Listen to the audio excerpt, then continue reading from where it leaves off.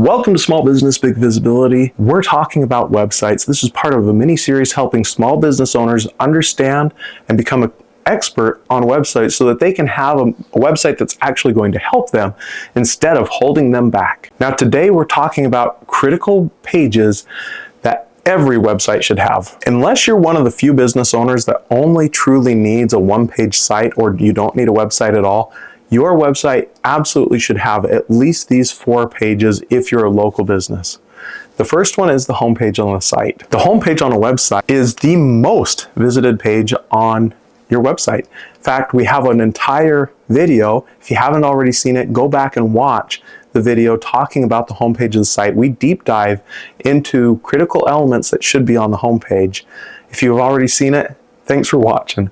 Now, the homepage of your site, like I was saying, most visited page on your website, it needs to be top of its game, and it needs to really help potential customers move towards becoming a customer through both education as well as by helping them emotionally and intellectually connect with your business. The other job it does is it helps repel the people who are not the ideal fit for your business. Now, the rest of these pages, I'm not going to say in any particular order as to most to least important.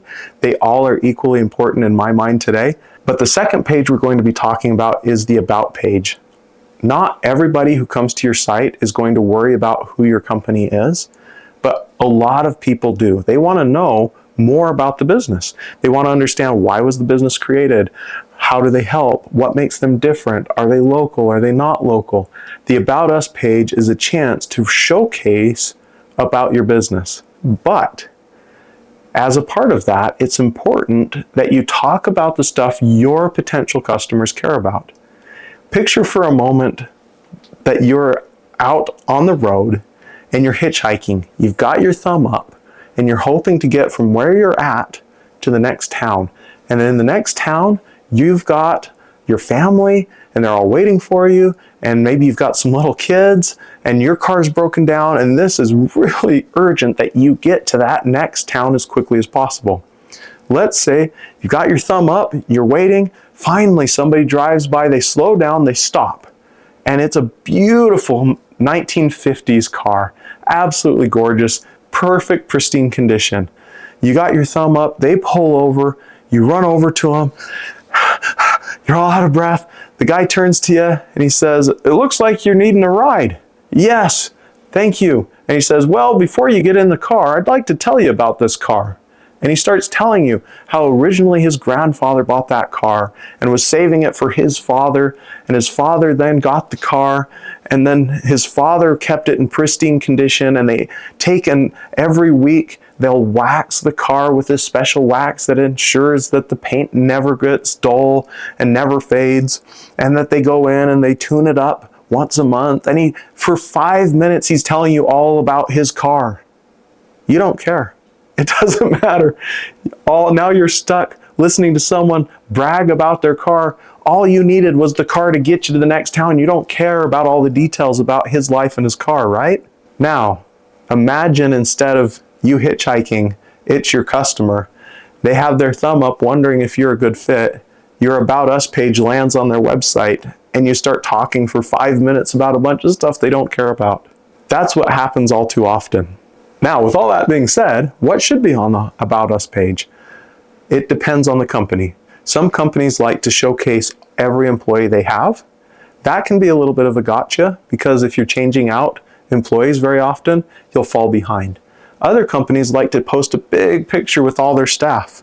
The only problem with that is, let's say an employee leaves or you hire a new one. Do you get a new photo done every single time that happens? Because of that, it's best to sometimes avoid those situations by not putting the entire staff on the About Us page in one big picture. And then also, instead of showcasing every employee, maybe just showcase a few key individuals in the company.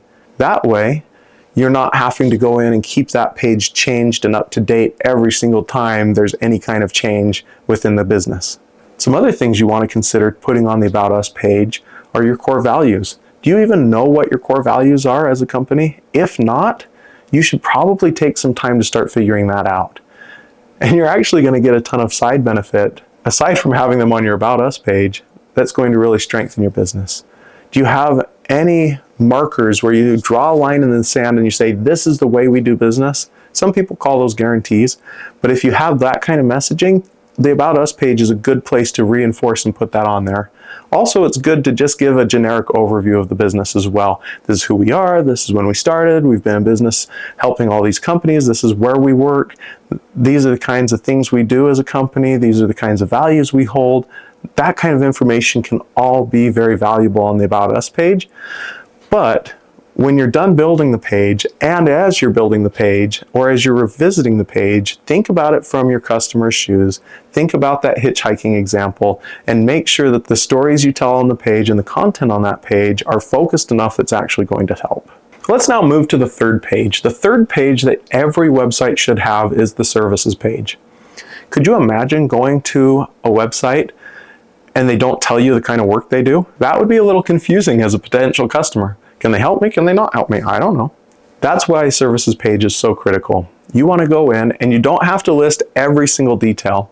There's a plumbing company that I worked with and they were thinking about, okay, do I tell them all of the different parts that I offer? I was like, whoa, no way. Nobody cares if you offer a street 90 and a regular 90. They just don't care. That's not going to be helpful. But what is helpful? Well, think about it again from your customer's perspective. They use certain language to talk about the things that they need done. Are you using similar language to tell them that you offer those things or don't offer those things? Very quickly on the services page, if somebody's looking for a service you don't have listed, they're probably going to recognize that you're not a good fit. I took a call at our web design company not that long ago, and they said, I don't think that we're actually a good fit for you, but I wanted to check anyway. Because they'd already been on the site, they'd seen what services we provide and which ones we don't. We were very quickly able to say, you're right, we don't offer the service you're looking for, but here's some companies you could maybe go and check out. That means the services page needs to list, again, the key things you do, because customers and potential customers are going to use that as a reference point as to whether or not you're a good fit for what they're looking for. Now, the fourth page that is absolutely critical is the Contact Us. Even if you have a contact form on every other page of your site, even if you have the phone number pasted everywhere, people are programmed to look for a contact page. There was a website I went on years ago, I couldn't find a contact page. I looked up at the top, looked down at the bottom, I couldn't find, and I did the search, on-page search, contact. It wasn't there. They had no contact page, and it took me forever to find any way I could contact this company. It was really different. That's why it's critical for you to have a contact page, not so I can find you, but because people are, as a general rule, have been programmed to look for the contact link so that they can find out where you are, your hours of operation, phone number for you, email address for you, maybe a contact form. Those are kinds of things they're looking for when they're ready to actually reach out and connect. And so the contact page is a great place to make that happen. Now, as a bonus, most small businesses should have this fifth page, but not everyone's a match. If you're a doctor, sometimes this doesn't work. If you're an accountant, it definitely doesn't work. But if you can showcase your work in any way, you need to have a gallery or a portfolio. People need to be able to see the kind of work you do. You can tell them how great you are all day long, but one picture, one before and after, is going to tell a story that the words you use never could. So make sure, if you can, to put that bonus fifth page on your site so that you've got the gallery too.